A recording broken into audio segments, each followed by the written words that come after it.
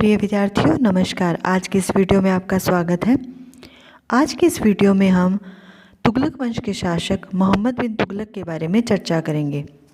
इस वीडियो में हम मुख्यतः मोहम्मद बिन तुगलक की नवीन योजनाओं और सुधारों के बारे में अध्ययन करेंगे। तो मोहम्मद बिन तुगलक की योजनाओं के बारे में जानने से पहले हम उनके प्रारंभिक जीवन के बारे में अध्ययन करते हैं। मोहम्मद बिन तुगलक का शासनकाल 1325 से 1351 ईस्वी तक रहा था। तुगलक वंश का पहला शासक गियासुद्दीन तुगलक था, जिसने 1320 से लेकर 1325 तक शासन किया। गियासुद्दीन तुगलक की मृत्यु के बाद फरवरी या मार्च 1325 में उलुग खां दिल्ली के सिंहासन पर बैठा और उसने मोहम्मद तुगलक शाह की उपाधि धारण की। सिंहासन प्राप्त करने में उसे किसी प्रकार के विरोध का सामना नहीं करना पड़ा। इतिहासकारों का मानना है कि सुल्तान बनते समय मोहम्मद बिन तुगलक को जितनी अनुकूल परिस्थितियां मिली थी, शायद ही किसी अन्य शासक को मिली हो। लगभग समूचा भारत दिल्ली की अधीनता में था।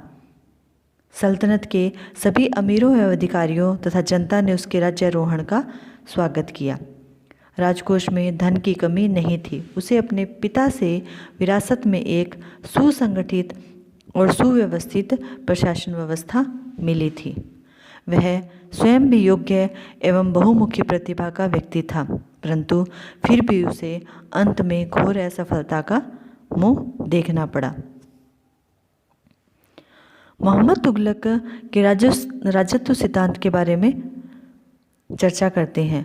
मोहम्मद तुगलक राजा के दैवीय अधिकारों को मानने वाला शासक था।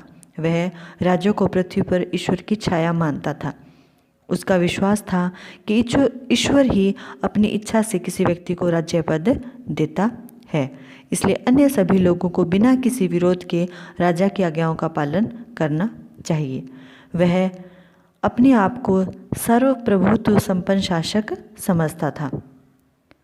वह अपने युग का एक अत्यधिक स्वेच्छाचारी निरंकुश शासक था, जिसकी असीमित शक्तियों एवं अधिकारों पर किसी प्रकार का अंकुश नहीं था। हालांकि कहने को प्रशासनिक कार्यों में उसे सलाह देने के लिए एक लघु परिषद थी, परंतु उसने शायद ही उससे कभी सलाह ली हो। वह स्वयं ही अपनी नीति का निर्माता था और अन्य सभी लोग उसकी नीतियों को लागू करने वाले कर्मचारी मात्र थे। माना जाता है कि मोहम्मद तुगलक अपने युग का एक महान विद्वान भी था। उसने इस्लाम के धार्मिक ग्रंथों एवं कानूनों को गहन अध्ययन कर रखा था। सुल्तान बनने के बाद उसने अलाउद्दीन खिलजी की भांति धर्म को राजनीति से दूर रखने की नीति अपनाई। वह अपने कार्यों में उलेमाओं तो क्या किसी भी व्यक्ति या समूह का हस्तक्षेप सहन करने को तैयार नहीं था। यही कारण था कि उसने उलेमाओं से कभी कोई सलाह नहीं ली। इतना ही नहीं, जब कभी कोई उलेमा वर्ग का सदस्य किसी प्रकार के अपराध में लिप्त पाया गया तो उसने उसे अन्य सामान्य अपराधियों की भांति सजा भी थी। यही कारण था कि उलेमा वर्ग उसका विरोधी बन गया। उलेमा वर्ग के असंतोष का एक कारण यह भी रहा कि मोहम्मद तुगलक के पहले न्याय प्रशासन पर उन्हीं का अधिकार था। सुल्तान ने उनके इस एकाधिकार को खत्म करते हुए अन्य योग्य व्यक्तियों को भी न्यायाधीशों के पद पर नियुक्त करना शुरू कर दिया था। वह उलेमा वर्ग के निर्णयों को बदलने में तनिक भी नहीं हिचकिचाता था। चूँकि सुल्तान स्वयं ही न्याय का अंतिम स्रोत था, अतः उसके निर्णय के विरुद्ध कहीं भी अपील नहीं की जाती थी। इसके अलावा मोहम्मद तुगलक ने धार्मिक सहिष्णुता का परिचय देते हुए अन्य धर्मावलंबियों के साथ भी अच्छा व्यवहार किया और उन पर अत्याचार नहीं किए। तो ये कुछ ऐसे कारण थे जिनके कारण जो उलेमा वर्ग था वो उसका विरोधी हो गया। अब हम बात करते हैं मोहम्मद तुगलक के नवीन प्रवर्तन यानी कि उसकी सुधार योजनाओं के बारे में। सबसे पहले हम बात करते हैं राजस्व व्यवस्था में सुधार की। राज्यारोहण के तत्काल बाद ही मोहम्मद तुगलक ने राजस्व व्यवस्था में सुधार करने के लिए कई कदम उठाए। सबसे पहले उसने अपने प्रांतीय अधिकारियों को आदेश दिया कि वे अपने अपने क्षेत्रों की आय व्यय का लेखा तैयार करके दिल्ली में दीवाने वजारत के पास भेजे। दीवाने वजारत में प्रत्येक सूबे की आय व्यय का हिसाब रखने के लिए एक अलग रजिस्टर रखा गया। कुछ विद्वानों का मानना है कि शायद मोहम्मद तुगलक अपने सभी प्रांतों में एक समान राजस्व व्यवस्था लागू करना चाहता था और इस बात का भी ध्यान रखा कि कोई भी गांव लगान वसूली से अछूता न रह जाए। इसके अलावा उसने कृषि की देखभाल के लिए अमीर कोही नामक एक विशेष अधिकारी भी नियुक्त किया। अकाल व प्राकृतिक प्रकोपों के समय किसानों को ऋण आदि वितरित करने का काम भी इसी अधिकारी को सौंपा गया। बर्नी और इब्न बतूता दोनों ने मोहम्मद तुगलक की राजस्व व्यवस्था के एक दोष का उल्लेख भी किया है और वह दोष था इजारेदारी प्रथा, यानी कि लगान वसूल करने के काम को ठेके पर देना। जो व्यक्ति इस काम के लिए सबसे ऊंची धनराशि की बोली लगाता था, लगान वसूली का काम उसी को दे दिया जाता था, परंतु उस आदमी की माली हालत की जांच पड़ताल नहीं की जाती थी, जिसकी वजह से कई बार सरकार को आर्थिक हानि उठानी पड़ती थी। राजस्व व्यवस्था में सुधार के बाद हम बात करते हैं उसकी योजनाओं की, जिनके कारण मोहम्मद तुगलक को आलोचना का सामना करना पड़ा। तो इसमें सबसे पहली जो योजना मानी जाती है वह है दोआब में कर वृद्धि। दोआब में कर वृद्धि के लिए अनेक कारण बताए गए हैं, लेकिन वो विश्वसनीय प्रतीत नहीं होते। जैसे पहला कारण माना जाता है कि मोहम्मद तुगलक इस क्षेत्र के उपद्रवी लोगों को दंड देना चाहता था, दूसरा अपने रिक्त राजकोष को भरना चाहता था और तीसरा सेना की शक्ति के लिए को बढ़ाने के लिए अतिरिक्त साधन जुटाना चाहता था। लेकिन अधिकांश विद्वान इसे लगान व्यवस्था में सुधार के लिए एक सामान्य कदम मानते हैं, क्योंकि दोआब भारत का सर्वाधिक उपजाऊ क्षेत्र था और बढ़े हुए कर को सहन कर सकता था। लेकिन दुर्भाग्य की बात यह थी कि जिस समय मोहम्मद तुगलक ने दोआब में कर बढ़ाया, उसी समय दोआब का क्षेत्र वर्षा की कमी के कारण अकाल की चपेट में आ गया। किसान पहले ही परेशान थे और जब बढ़े हुए करों को सख्ती के साथ वसूल किया गया तो लोगों का असंतोष और भड़क गया और उन्होंने कई स्थानों पर विद्रोह कर दिया। सुल्तान के आदेश से अधिकारियों ने कठोरता के साथ कर वसूल किया, साथ ही विद्रोह का दमन किया, जिससे वहाँ की स्थिति और भी बिगड़ गई। हालांकि सारा दोष अधिकारियों का रहा, जिन्होंने सुल्तान को सही स्थिति की जानकारी नहीं दी, नहीं तो ऐसे समय में वह कर वृद्धि की आज्ञा नहीं देता। परंतु जब उसे सही स्थिति की जानकारी मिली तो उसने दोआब के अकाल पीड़ित किसानों को सहायता पहुंचाने का पूरा प्रयास किया। किसानों को बीज, हल, बैल आदि के लिए ऋण भी वितरित किए और सिंचाई के लिए नए कुएं व नहरें खुदवाए। परंतु सुल्तान द्वारा दी गई सहायता से किसानों को कोई लाभ नहीं मिला, क्योंकि यह कदम काफ़ी देर बाद उठाया गया था। डॉक्टर श्रीवास्तव ने इस बारे में लिखा है कि इन सुधारों से कोई लाभ नहीं हुआ, क्योंकि ये सहायता के कार्य काफ़ी देर से किए गए थे और सहायता का प्रयोग किसानों ने अपनी शुद्धापूर्ति के लिए किया। इस प्रकार मोहम्मद तुगलक की इस पहली योजना ने उसे बदनाम कर दिया और वह इसमें असफल रहा। विद्यार्थियों, मोहम्मद बिन तुगलक की दूसरी योजना थी जिसने उसे काफ़ी अलोकप्रिय बना दिया, वह थी राजधानी परिवर्तन की योजना। मोहम्मद बिन तुगलक ने दिल्ली के स्थान पर दौलताबाद, जिसे देवगिरी भी कहते हैं, उसे राजधानी बनाने का निर्णय लिया। इस योजना को उसने अपने शासन के प्रारंभिक काल में ही 1326-27 में लागू किया। राजधानी को बदलने के लिए भी अनेक कारण उत्तरदायी बताए गए हैं। जैसे पहला कारण है कि देवगिरी की भौगोलिक तथा सामरिक स्थिति। देवगिरी सल्तनत के केंद्र में स्थित था, इसलिए बाह्य आक्रमणों से सुरक्षित था। देवगिरी से सल्तनत के सभी प्रांत एवं प्रमुख नगर बराबर की दूरी पर स्थित थे। 1326 में सुल्तान को यह स्थान पसंद आ गया था। इसके अलावा दूसरा कारण यह माना जाता है, जो कि इब्न बतूता ने बताया है, कि सुल्तान दिल्ली के नागरिकों से अप्रसन्न हो गया था और वे उसे चोरी छिपे गोपनीय पत्र डालते थे जिसमें उसकी कटु आलोचना की जाती थी। अतः सुल्तान ने उन्हें दंड देने का यह नया तरीका खोजा था। इसके अलावा तारीख़े मुबारक शाही के अनुसार सुल्तान दोआब की जनता को दंड देना चाहता था, इसलिए उसने राजधानी बदली। ब्राउन ने लिखा है कि मंगोल आक्रमणों से पंजाब के महत्व के घट जाने से सुल्तान देवगिरी को राजधानी बनाना चाहता था, जबकि कुछ इतिहासकारों के अनुसार मंगोल संकट से मुक्ति पाने के लिए उसने अपनी राजधानी बदली थी। हबीबुल्लाह के अनुसार दक्षिण भारत में मुस्लिम सभ्यता और संस्कृति के विकास की दृष्टि से राजधानी बदली गई थी। इसके अलावा मेहंदी हसन और प्रोफेसर निज़ामी ने लिखा है कि राजधानी बदली नहीं गई थी, अपितु सुल्तान ने 2 राजधानियां दिल्ली और देवगिरी रखने का निर्णय किया था। हालांकि ऊपर दिए गए कारणों में से अभी जो हमने पढ़े हैं उसमें से कुछ कारण तो बिल्कुल ही अविश्वसनीय लगते हैं। जैसे दिल्ली के नागरिकों को दंड देने की बात होती तो सुल्तान उनको उनके मकानों का हर्जाना नहीं देता और न ही उनकी यात्रा के लिए अनेक प्रकार की सुविधाएं जुटाता।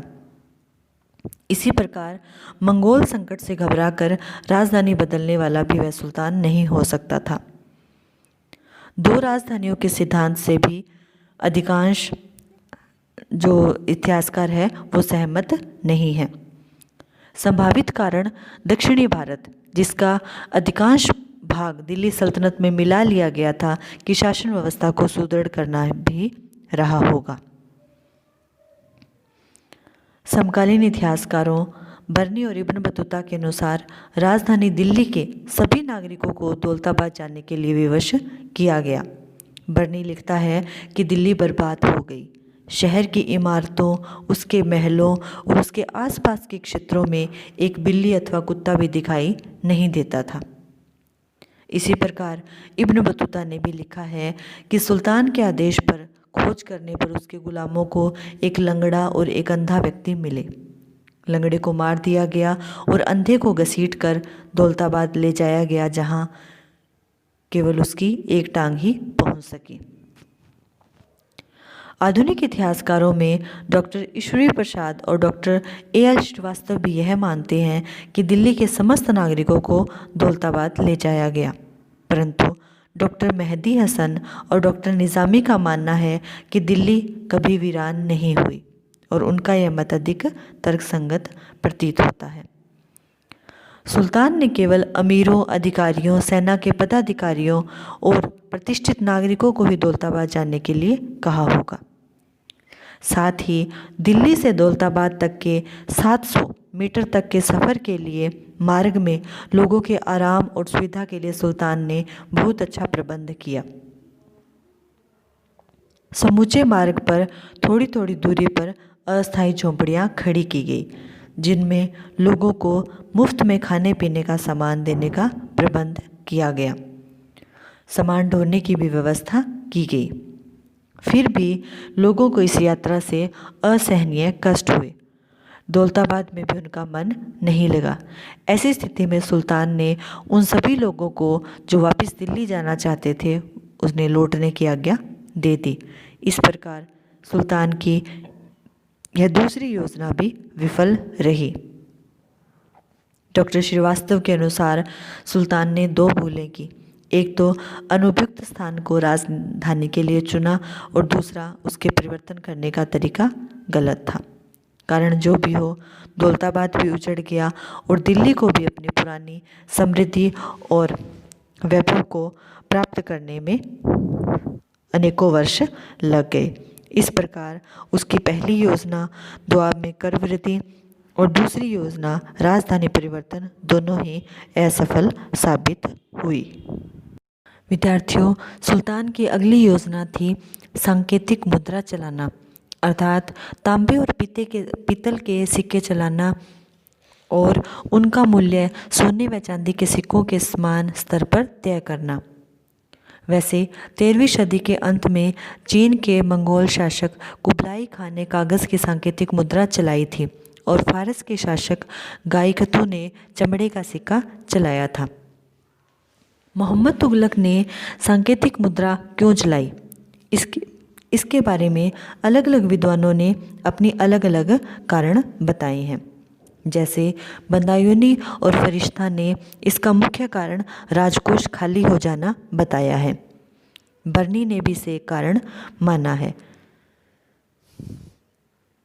इन लोगों के अनुसार सुल्तान द्वारा मुक्त हस्त से उपहार, पुरस्कार आदि देने तथा युद्धों, विद्रोहों इत्यादि में धन लगने से राजकोष में सोने चांदी का अभाव हो गया था।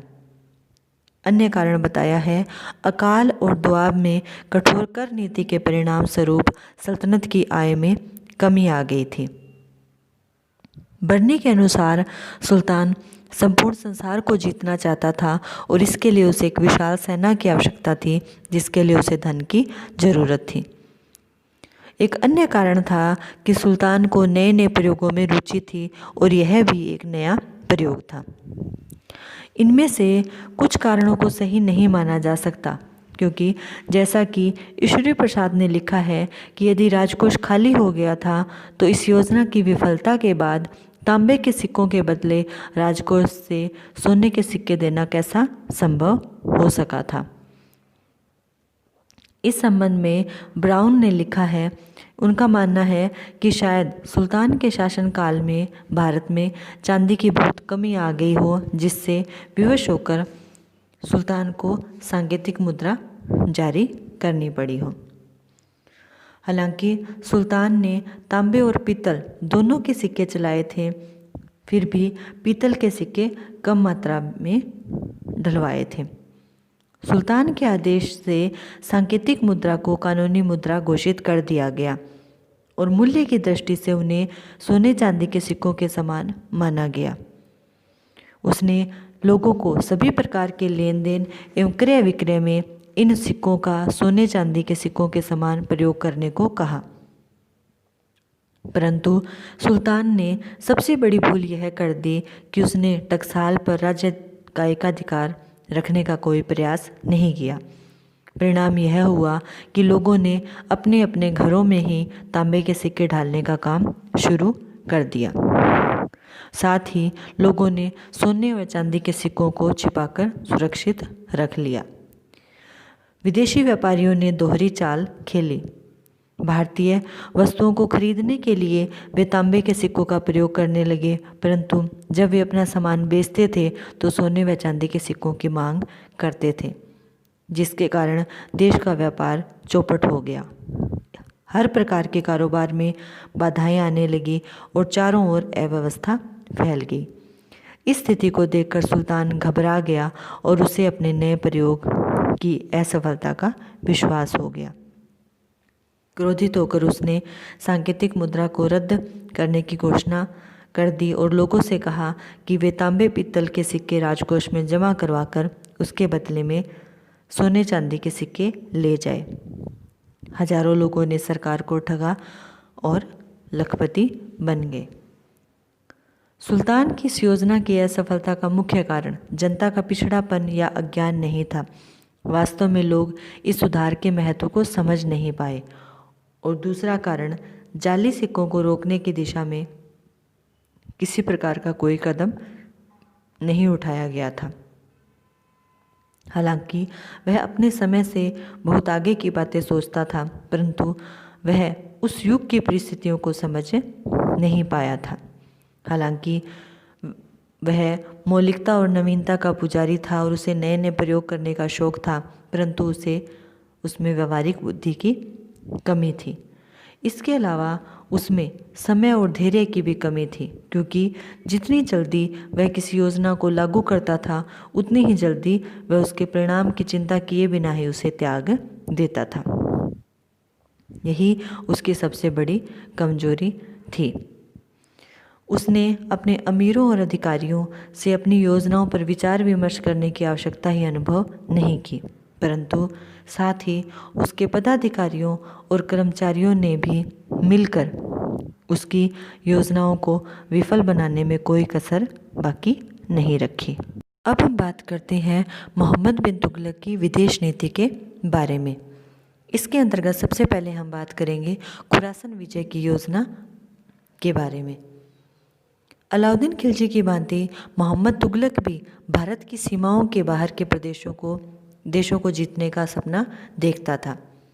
उसने अपने शासन के प्रारंभिक वर्षों में खुरासन को जीतने की योजना बनाई, क्योंकि उस समय खुरासन पर अबू सईद नामक एक अयोग्य विलासी शासक का शासन था।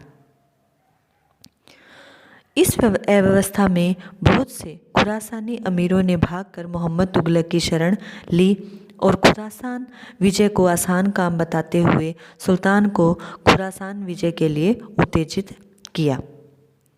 सुल्तान उनके बहकावे में आ गया और उसने 3,70,000 सैनिकों की एक नई सेना गठित की।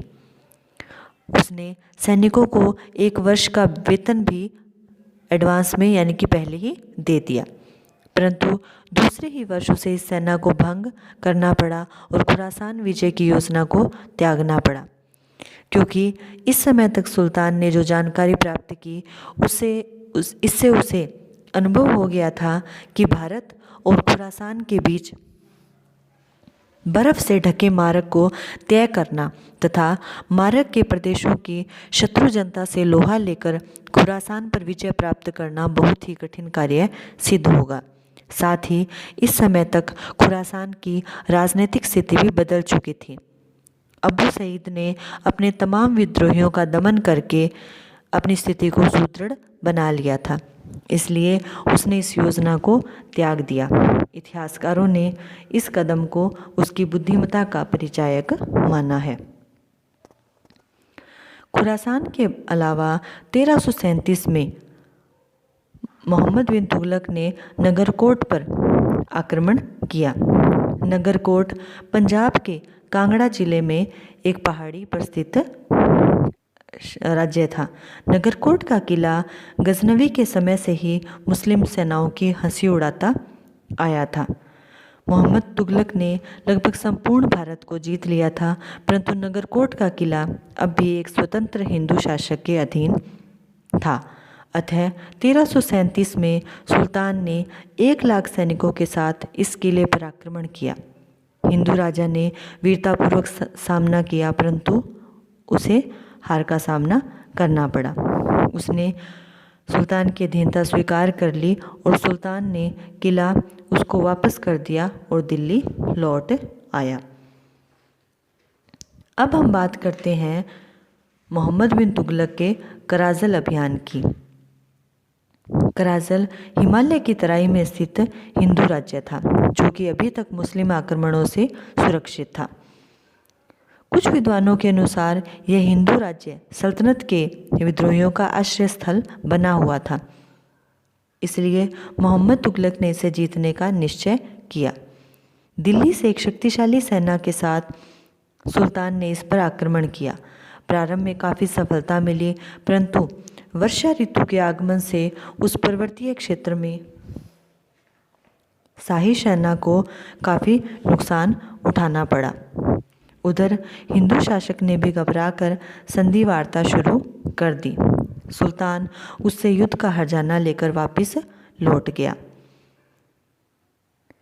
फरिश्ता के विवरण के आधार पर कुछ आधुनिक लेखकों ने कराजल अभियान को सुल्तान की चीन तथा पश्चिमी तिब्बत की विजय योजना बताकर उसको असफल ठहराने का प्रयास किया है, जो कि सही नहीं है। सुल्तान ने चीन को जीतने का कभी विचार ही नहीं किया था और न ही किसी समकालीन इतिहासकार ने उसकी चीन विजय योजना का उल्लेख किया है। अब हम बात करते हैं मोहम्मद बिन तुगलक के राजस्थान अभियान के बारे में। मोहम्मद तुगलक ने राजस्थान के कुछ स्वतंत्र राज्यों को पुनः दिल्ली में मिलाने के लिए सैनिक अभियान किया था या नहीं, इस पर इतिहासकार एक मत नहीं है। राजपूत गाथाओं के अनुसार सुल्तान ने चित्तौड़ पर आक्रमण किया, परंतु चित्तौड़ के राणा हमीर ने उसे बंदी बना लिया तथा तभी रिहा किया जब सुल्तान ने हमीर को अजमेर, रणथंभौर और नागौर के इलाके देना स्वीकार किया। परंतु मोहम्मद तुगलक को पराजय का सामना करना पड़ा था, इसकी पुष्टि कर्नल टॉड, ओझा आदि विद्वानों ने भी की है। चूँकि समकालीन और प्रवर्ती मुस्लिम इतिहासकारों ने सुल्तान के इस अभियान का उल्लेख ही नहीं किया है, अतः ईश्वरी प्रसाद और मेहंदी हसन भी इसे सही नहीं मानते। अब हम बात करते हैं मोहम्मद बिन तुगलक के समय मंगोल आक्रमण की। जब सुल्तान दिल्ली से दौलताबाद राजधानी ले गया तो मंगोलों को उत्तर पश्चिमी क्षेत्रों पर आक्रमण करने का अवसर मिल गया। तरमाशिरी के नेतृत्व में मंगोलों की एक विशाल सेना ने सीमांत क्षेत्रों मुल्तान तथा लाहौर से लेकर दिल्ली तक के क्षेत्र को पदाक्रांत कर डाला। चूँकि सुल्तान इस समय मंगोलों से प्रतिशोध लेने के लिए तैयार नहीं था, अतः कहा जाता है कि उसने मंगोल नेता को भारी घूस देकर लौटा दिया और सुल्तान के इस कदम की सभी इतिहासकारों ने निंदा की है। अब हम बात करते हैं मोहम्मद बिन तुगलक के चीन से संबंधों के बारे में। चीन के साथ मोहम्मद तुगलक ने मैत्रीपूर्ण संबंध बनाए रखे। सुल्तान के कराजल अभियान के साथ शाही सेना ने हिमालय प्रदेश के कुछ बौद्ध मंदिरों को तोड़ डाला था। 1341 में चीनी सम्राट तोगन तिमुर ने अपना एक राजदूत मोहम्मद तुगलक की सेवा में भेजा और उससे बौद्ध स्थानों की मरम्मत करवाने की स्वीकृति देने का अनुरोध किया। इसके बाद सुल्तान ने 1342 में इब्न बतूता को अपना राजदूत बनाकर चीन भेजा, जहां से वह 1347 में वापस लौटा। मोहम्मद बिन तुगलक के शासनकाल में ही दक्षिणी भारत में दो नए राज्यों का उदय हुआ, जो था विजयनगर और बहमनी। विद्यार्थियों, अब हम बात करते हैं मोहम्मद बिन तुगलक के चरित्र के बारे में। मोहम्मद बिन तुगलक के चरित्र में विरोधी तत्वों का इतना अधिक सम्मिश्रण था कि आज तक इतिहासकार एवं विद्वान उसे ठीक से समझ नहीं पाए हैं। वह प्रतिभाशाली था या पागल, आदर्शवादी था या कल्पना के लोक में विचरण करने वाला, रक्त पिपासु और प्रजापीड़क था या जन कल्याणकारी शासक। इन सभी के बारे में इतिहासकारों के अलग अलग मत हैं। यह तो सच है कि वह एक प्रखर बुद्धि वाला विद्वान व्यक्ति था। अरबी और फारसी भाषा का उसे उच्च कोटि का ज्ञान था। वह एक अच्छा साहित्यकार, आलोचक और प्रभावशाली वक्ता था। दर्शन, नीति, गणित, विज्ञान, ज्योतिष, तर्कशास्त्र जैसे विषयों में भी वह रुचि लेता था। वह एक अद्भुत स्मरण शक्ति वाला व्यक्ति था।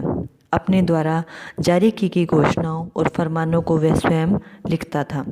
वह एक सहृदय, उदार और दानी शासक था। दानी तो वह इतना था कि भरा हुआ खजाना लुटा देता था। इब्न बतूता ने लिखा है कि उसके चरित्र की सबसे बड़ी विशेषता उसकी दानशीलता और उसकी दयालुता थी। मोहम्मद तुगलक के व्यक्तिगत जीवन की भी सभी इतिहासकारों ने प्रशंसा की है। वह सुरा सौंदर्य, भोग विलास और भ्रष्टाचार के उस युग में भी इन सभी मानवीय दुर्बलताओं से दूर रहा। वह भोग विलास तथा मद्यपान का विरोधी था।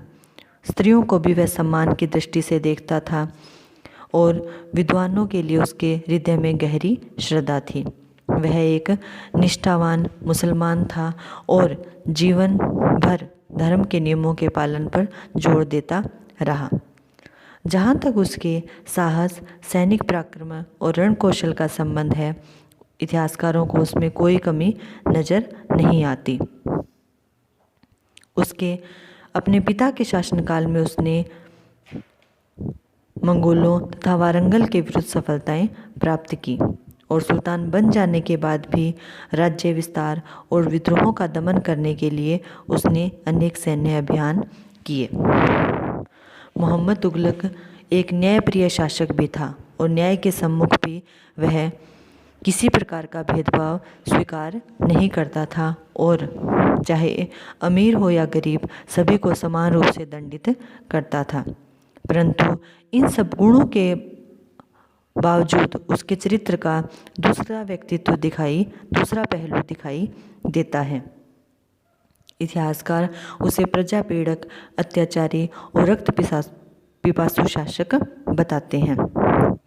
बर्नी और इब्न बतूता दोनों ने ही उसके द्वारा संतों, अमीरों, सैनिकों और जनसाधारण की हत्याओं का जो दिल कंपकपाने वाला वर्णन किया है, उससे लगता है कि वह मनुष्य के खून का ही प्यासा हो गया था। इसी आधार पर उसे पागल या सनकी कहा जाता है। एल्फिंस्टन ने लिखा है कि मोहम्मद तुगलक में पागलपन का कुछ अंश था। इस प्रकार मोहम्मद बिन तुगलक के व्यक्तित्व में हमें अलग अलग उसके रूप दिखाई देते हैं। एक शासक के रूप में भी मोहम्मद तुगलक असफल रहा था। सुल्तान बनते समय उसे एक बहुत बड़ा साम्राज्य और भरपूर राजकोष विरासत में मिला था, परंतु मरते समय उस विशाल साम्राज्य का एक बहुत बड़ा भाग खो चुका था और शेष हिस्से में भी शासन व्यवस्था लड़खड़ा रही थी। उसने नए नए प्रयोग और नई नई योजनाएं बनाई, परंतु वह उन सभी में असफल रहा। इसका मूल कारण उसका उतावलापन और अस्थिर बुद्धि थी। वह किसी भी योजना के व्यवहारिक पक्ष की ओर ध्यान नहीं देता था और निरंकुश शासक होने के नाते वह किसी अन्य व्यक्ति से परामर्श लेना भी पसंद नहीं करता था। उसकी इन विफल योजनाओं से जहाँ एक तरफ राज्य को अपार हानि उठानी पड़ी, वहीं दूसरी तरफ जनता को भी आर्थिक हानि के साथ साथ शारीरिक और मानसिक कष्ट उठाना पड़ा। परंतु यह तय है कि उसकी योजनाएं पागलपन की सनक नहीं थी। वह रक्त पिपासु, दैत्य नहीं था और न ही पागल था। हालांकि उसमें कुछ विरोधी तत्वों का मिश्रण था, लेकिन इसका कारण यही था कि उसमें व्यवहारिक बुद्धि की कमी थी। साथ ही उसे एक दुर्भाग्यशाली शासक भी कहा जाता है, क्योंकि उसने जब जब कोई योजना बनाई, परिस्थितियों ने उसका साथ नहीं दिया। यदि परिस्थितियों तथा अधिकारियों ने उसका साथ दिया होता तो वह अवश्य सफल होता। इस प्रकार हमें उसके व्यक्तित्व में अलग अलग प्रकार के गुण दिखाई देते हैं। इसलिए विद्यार्थियों, आज के इस वीडियो में हमने मोहम्मद बिन तुगलक के प्रारंभिक जीवन, उसके कार्यों, उपलब्धियों और उसकी नवीन योजनाओं के बारे में अध्ययन किया। इसमें कोई संदेह नहीं है कि वह एक विद्वान और विलक्षण प्रतिभा संपन्न शासक था, परंतु उसकी अत्यधिक निरंकुशता वाली नीति और व्यवहारिकता की कमी ने उसको एक असफल शासक बना दिया। आज के इस वीडियो में इतना ही। नमस्कार और धन्यवाद।